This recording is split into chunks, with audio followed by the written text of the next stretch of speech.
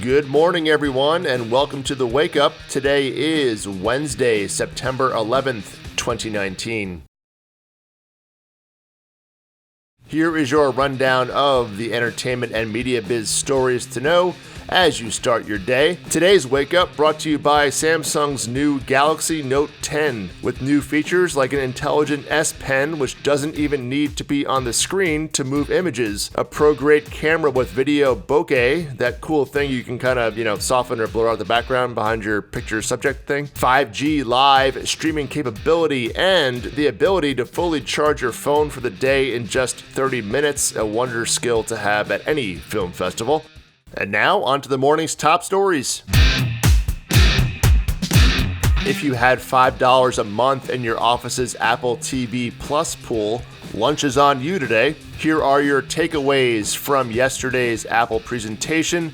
Basically, your November just got a lot busier as the Apple TV Plus OTT service will launch on November 1st in over 100 countries, including this one. That's just 11 days before Disney launches Disney Plus, so be sure to decide now which of your friends will be paying for them so you can get that password sharing going in advance. Apple is also undercutting Disney on price. Apple TV Plus will be just $5 a month, and you'll get a free year when you buy an Apple device.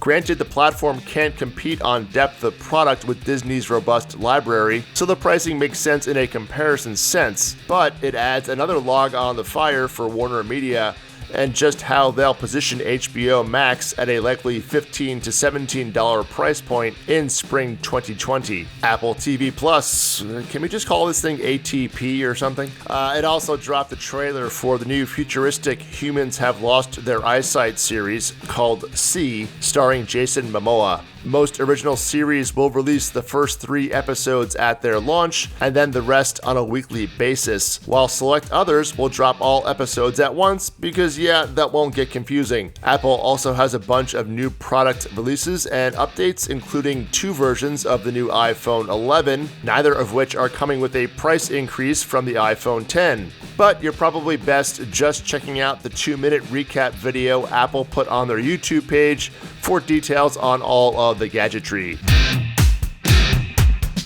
Up in Toronto, just one new review to note. Endless Beginnings, the new movie from indie director Drake Dormus, starring Shailene Woodley, Jamie Dornan, and Sebastian Stan, seemed to get mostly mixed to pan reviews in the critics' roundups.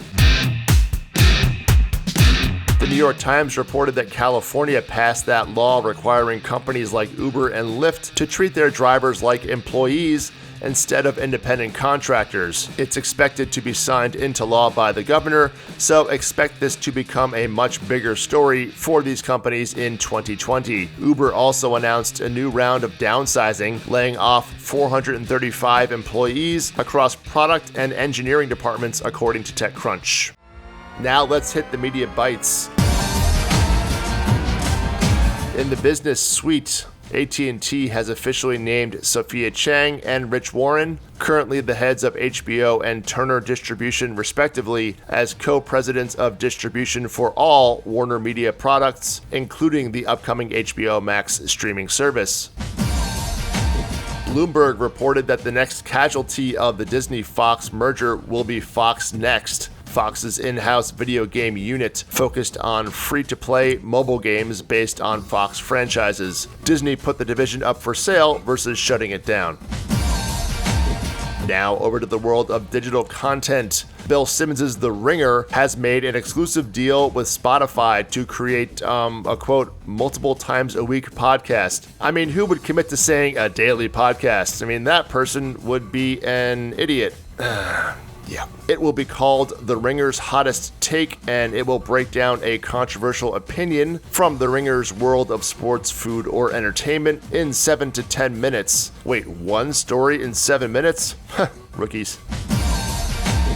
GQ has launched a new YouTube-based content vertical called GQ Sports, focusing not on the day-to-day sports world, but videos with athletes focusing on larger lifestyle topics. It kicks off with a 52-minute conversation with Dwayne Wade and Rick Ross in a series called One on One.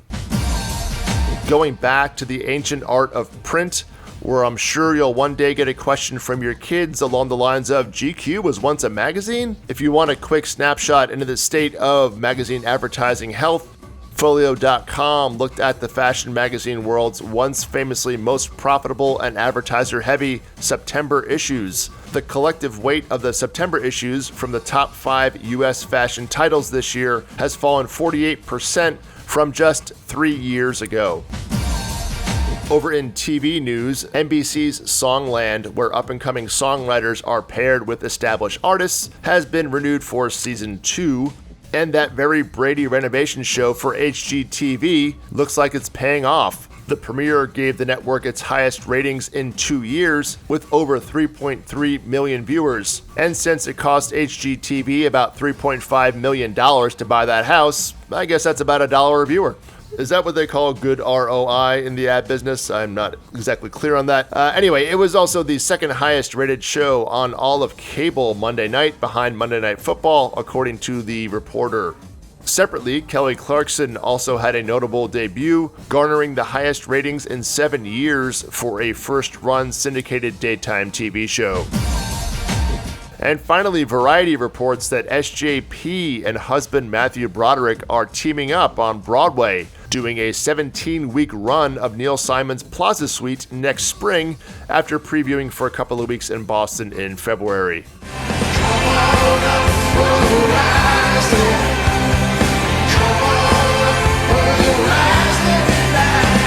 That's a wrap for today. Remember, you can subscribe to our email at facebook.com/thewakeup if you want to get actual links to the stories. Have a good day. Never forget, and I'll see y'all tomorrow.